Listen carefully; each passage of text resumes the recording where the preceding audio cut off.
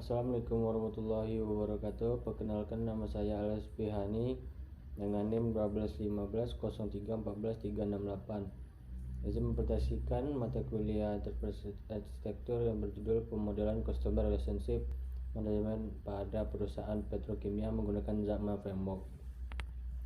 Pendahuluan. Dalam usaha untuk mempertahankan pelanggan atau memperoleh pelanggan baru, perusahaan memerlukan suatu strategi yang tepat. Salah satu konsep yang ditawarkan adalah CRM atau bisa dibilang dengan Customer Relationship Management sebagai fungsi terintegrasi pelayanan terhadap pelanggan yang bertujuan untuk meningkatkan kepuasan pelanggan dan terutama untuk mendapatkan, mempertahankan, dan meningkatkan jumlah pelanggan perusahaan.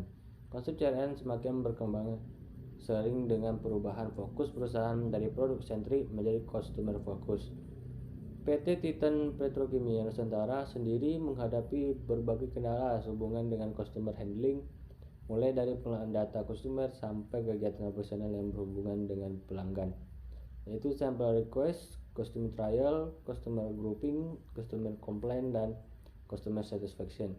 Belum terkomputerisasinya sistem CRM ini mengakibatkan pengguna sumber daya manusia dan waktu menyelesaikan kegiatan operasional yang berhubungan dengan pelanggan menjadi tidak efisien. Tentunya risiko kehilangan pelanggan menjadi lebih besar. Metode penelitian. Perkembangan teknologi informasi menuntut dilakukannya pengembangan sistem informasi yang memiliki arsitektur yang dapat memberikan gambaran yang representatif atas elemen-elemen informasi di sebuah organisasi. Arsitektur informasi merupakan model konstruksi komprehensif atas data, proses bisnis, dan aset-aset teknologi informasi dalam perusahaan. Arsitektur informasi menghadirkan pandangan berjangka panjang atas berbagai proses, sistem, dan teknologi yang berdasarkan suatu rancangan yang konsisten dan koheren sehingga proyek-proyek individu dapat menghasilkan sebuah kapabilitas bukan hanya sekedar memenuhi kebutuhan secara instan. Suatu kerangka arsitektur informasi menghubungkan misi-misi organisasi, sasaran, dan tujuan. Arsitektur informasi menghubungkan misi-misi organisasi, sasaran, dan tujuan, proses kerja, serta infrastruktur yang dibutuhkan.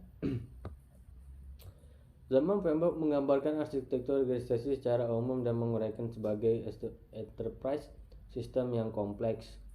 Zahman Framework merupakan salah satu kerangka kerja yang populer dalam menciptakan arsitektur informasi ini di sebuah organisasi. Semenjak publikasi pertama pada tahun 1987, Zahman Framework telah berevolusi dan telah menjadi model di mana organisasi-organisasi besar dari seluruh dunia memandang dan mengkomunikasikan infrastruktur IT perusahaan mereka.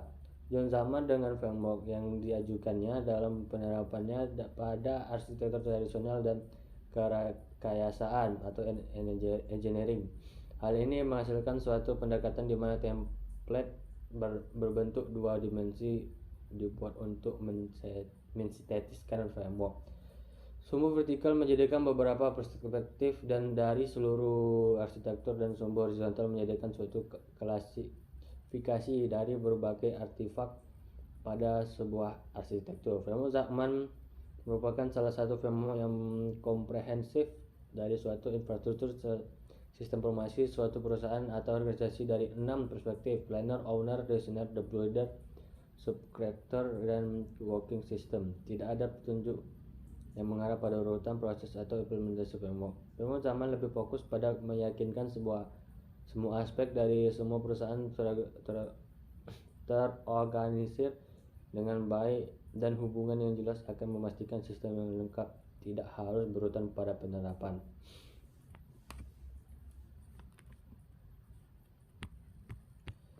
Minoli menjelaskan dengan prinsip-prinsip utama yang membantu penerapan framework Zahman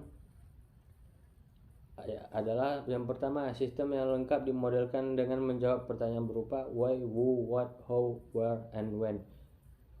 6 perspektif menangkap semua metode-metode kritikal yang dibutuhkan untuk pengembangan sistem. Dan yang ketiga, batasan-batasan untuk setiap perspektif dapat ditambahkan.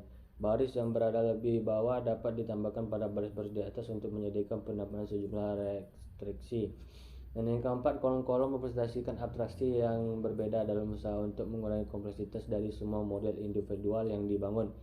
Dan yang kelima, kolom-kolom bukan merupakan urutan. Dan yang keenam, setiap baris mempresentasikan perspektif yang unik. Dan yang terakhir adalah setiap sel adalah unik. Pemrograman diharapkan dapat menyediakan pengertian dari aspek khusus manapun dari sebuah sistem pada sudut pandang apapun dalam mengembangkan sistem. Tool ini dapat digunakan untuk membuat keputusan mengenai perubahan dan penambahan. Berikut gambar tentang pemrograman. Hasil dan pembahasan. Kerangka pembagian pemodelan sistem Customer Relationship Management atau disingkat dengan CRM pada perusahaan petrokimia menggunakan Zahman Framework dapat dijelaskan. Berikut ini adalah tabel pembatasan masalah dalam kolom-kolom pemodelan sistem informasi Zahman.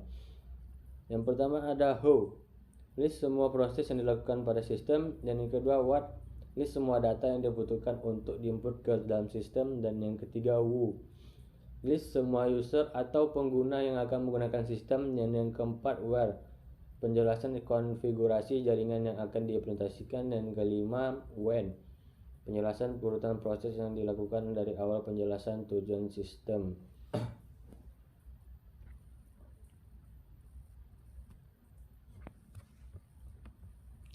Kesimpulan.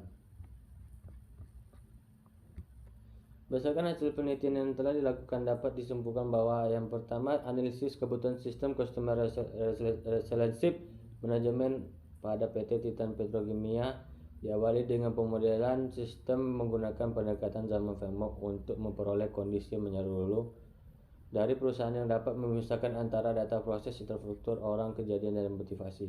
Dan yang kedua adalah pemodelan sistem Customer Relationship Management pada PT Titan Petrokimia menggunakan teknik pemodelan UML yang terdiri dari use case, diagram, dan baiklah, sekian dari saya. Mohon maaf apabila banyak kesalahan. Wabillahi taufiq wal hidayah. Wassalamualaikum warahmatullahi wabarakatuh.